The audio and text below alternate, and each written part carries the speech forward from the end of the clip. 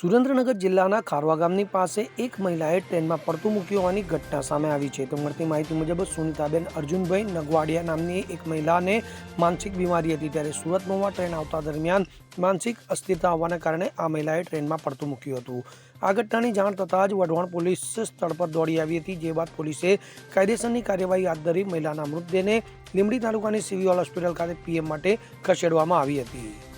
કલ્પેશ વાઢેર સાથે CN24 news, Surendranagar.